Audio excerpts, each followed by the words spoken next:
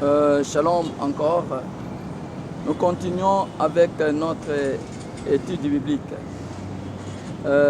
Avec notre étude biblique aujourd'hui, nous allons voir la Bible a combien de parties.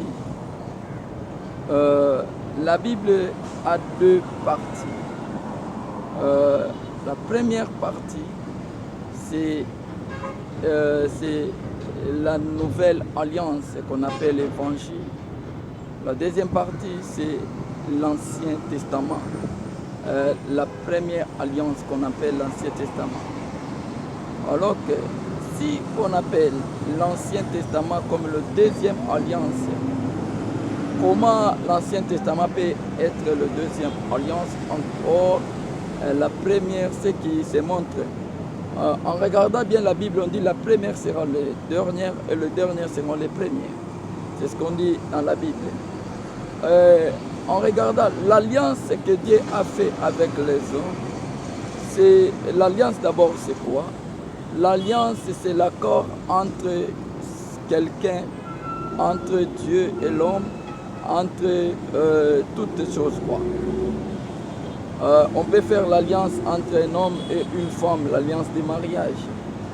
Alors que notre Bible study, notre étude biblique, nous montre comment la Bible, ce qu'on appelle la première alliance, c'est qu'on dit l'Ancien Testament.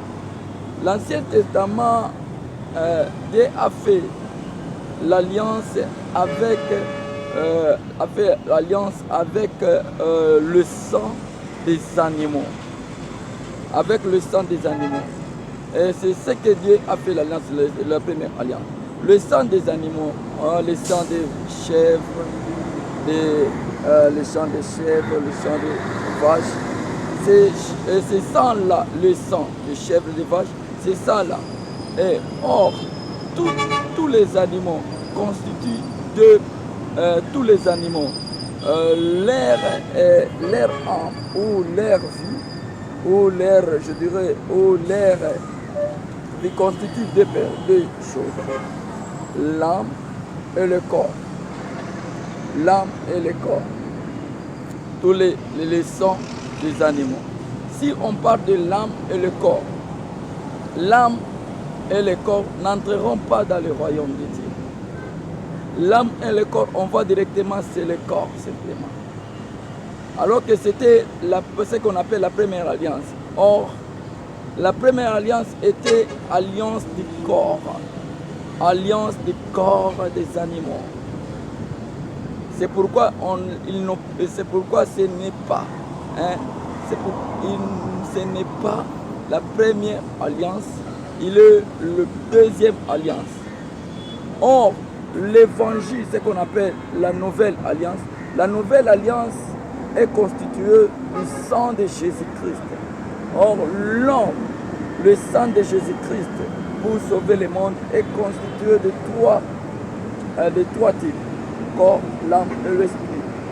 Corps, l'âme et l'esprit. Et l'esprit, c'est la première de toutes choses. L'esprit, c'est la première de toutes choses. C'est pourquoi on dit la révélation. La révélation, c'est le premier livre la Genèse. La révélation, c'est le premier livre que la Genèse.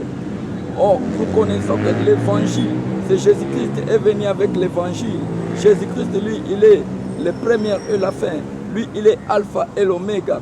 Si Jésus-Christ était venu avec l'évangile, si Jésus-Christ était venu avec la parole de l'évangile, c'est-à-dire l'évangile c'est le premier livre, l'évangile c'est la première, c'est pourquoi l'évangile est venu pour interpréter l'Ancien Testament que Dieu a fait avec le sang des animaux. Avec le sang des animaux. C'est pourquoi nous voyons directement que dans l'Ancien Testament, on a vu Jésus comme un animal. Dans le Nouveau Testament, on a vu Jésus comme une personne vivante, une esprit vivante et vivifie.